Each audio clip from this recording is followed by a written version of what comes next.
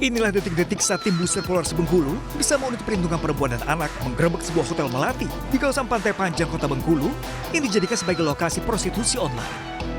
Yang mengejutkan, prostitusi online ini dikendalikan oleh sejumlah remaja yang masih berusia belasan tahun antara 15 hingga 18 tahun.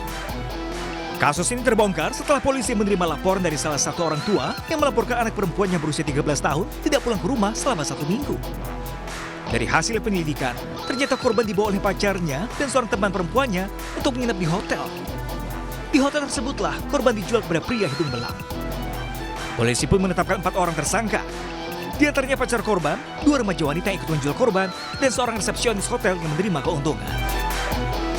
Adapun modus operandi daripada keempat pelaku itu, yang pertama pelaku menjemput korban di rumahnya, kemudian membawa ke kamar 05 Hotel Oasis, kemudian menyetubuhi anak tersebut.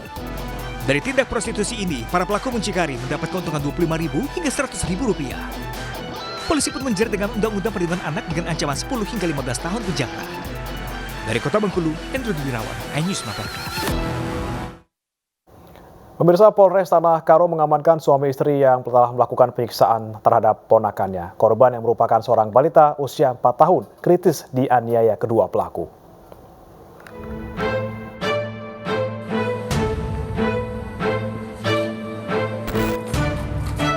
F, seorang balita berusia 4 tahun harus dirawat di Rumah Sakit Bayangkara, Kota Medan akibat dianiaya paman dan bibinya.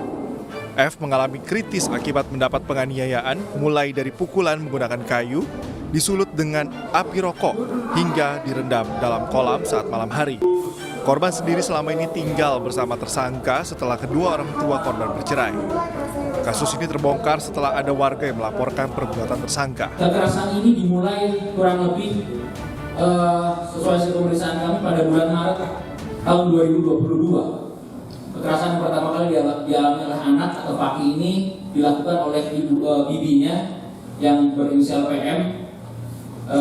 Ada perbuatan memukul, menampar, kemudian ini sesuai dengan hasil visum yang kita juga sudah dapatkan, mencubit, kemudian selain itu yang bersangkutan juga pernah memukul yang tersangka, memukul korban dengan barang bukti yang sudah kita sita juga. Kedua tersangka nantinya dikenakan Undang-Undang Perlindungan Anak dengan ancaman hukuman maksimal 5 tahun penjara. Dari Kabupaten Karo, Sumatera Utara, Eka Hestriansyah, iNews melaporkan.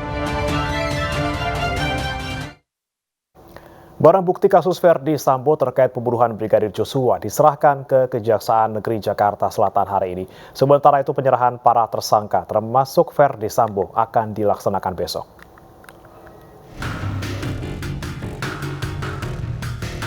Kejaksaan Negeri Jakarta Selatan menerima pelimpahan barang bukti kasus pembunuhan Brigadir Joshua Selasa pagi. Barang bukti yang diserahkan diantaranya sejumlah pistol dan magasin. Kapus Penkum Kejaksaan Agung Ketut Sumedana mengatakan penyerahan barang bukti ini masih dalam bentuk verifikasi. Secara administrasi, pelimpahan tahap 2 tetap resmi dilaksanakan besok bersama dengan penyerahan para tersangka termasuk Verdi Sambo. Kenapa diserahkan hari ini barang bukti saja? Karena barang bukti itu banyak, ya, terkait dengan 12 berkas perkara dan 11 tersangka. Jadi kalau besok diserahkan secara bersama-sama dia butuh waktu yang cukup panjang. Jadi ini hanya memverifikasi, ya, membenarkan antar daftar barang bukti dengan barang bukti yang diserahkan pada hari ini, seperti itu.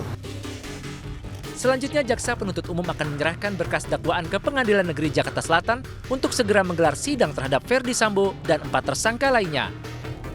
Verdi Sambo akan didakwa kasus pembunuhan dan obstruction of justice atau merintangi penyidikan bersama 6 tersangka lainnya.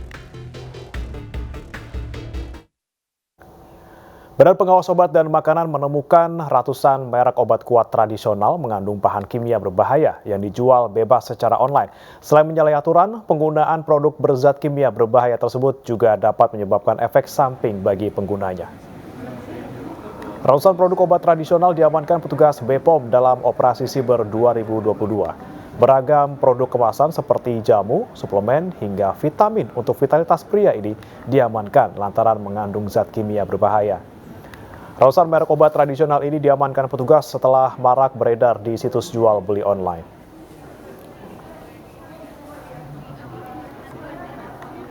Masih dari laporan masyarakat terkait dengan telah dibelinya produk-produk tersebut dan ternyata diragukan adanya keaslian dari kandungan ataupun produk-produk tersebut. Nah, dari situ, dari aduan tersebut, kami melakukan sampling dan pengujian terkait dengan menindaklanjuti aduan tersebut.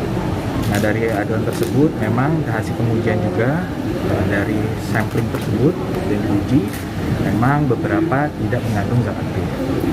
Dan dari hasil tersebut maka kami dan juga tidak terdaftar.